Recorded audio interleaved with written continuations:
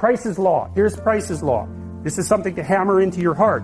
The square root of the number of people in a domain do 50% of the work. Okay, so let's go through that. You have 10 employees. 3 of them do half the work. Makes sense. That's reasonable. You have 100 employees. 10 of them do half the work. That's a problem. So the other 90% are doing the other half. Who cares about them? You have 10,000 employees. 100 of them do half the work. Right, so here's a nasty little law.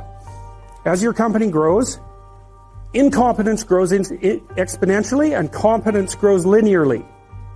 Got it? Right? Because with 10, it's 3 who are doing half the work, but at 10,000, it's 100 that are doing half the work. So 9,900 of your employees are doing as much as the best 100. You might not even know who the best 100 are, but probably they know. And maybe their peers know too.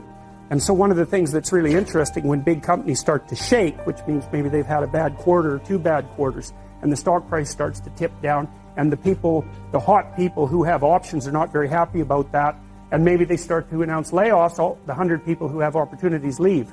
And they're the ones who were doing half the work. So boy, that puts your company in a pretty rough situation, because now you've got the 9,900 people left over who were only doing half the work. And the next time you announce layoffs, the next most productive 100 leave. And so then you're left with nobody who's productive and a massive overhead payroll. Price's law, you can look that up. De Sola Price. De Sola Price is a guy who was looking at scientific productivity. And one of the things he found was, when he was looking at PhD students, is that the median number of publications for a PhD graduate when he did his work, which was in the early 60s, was 1.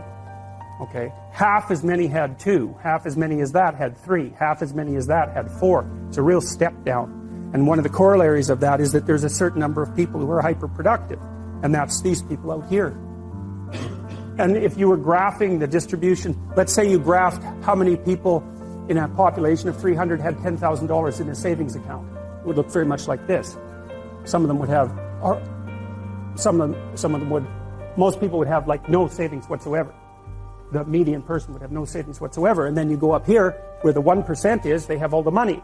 But the thing you want to understand about that 1% issue that you always hear about is that it applies in every single realm where there's difference in creative production. Every realm. Doesn't matter. Number of records produced, number of records sold, number of compositions written. So here's an example.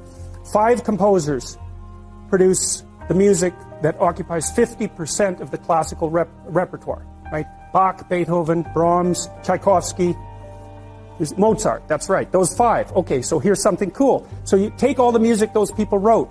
5% of the music all those people wrote occupies 50% of the music of their writing that's played. So not only do almost all the composers never get a listen, but even among the composers who do get a listen, almost none of their music ever gets played. So then that's another example of this Price's law of scaling. So it applies to all sorts of things, like number of hockey goals scored is also distributed this way.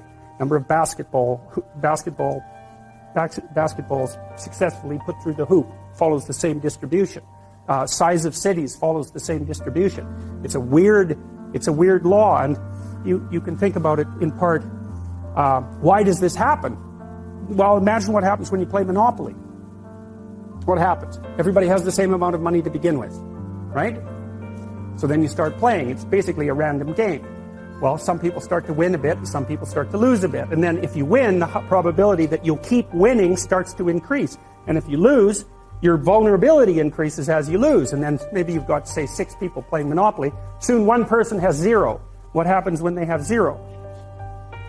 They're out of the game. So 0 is a weird number, because when you hit 0, you're out of the game.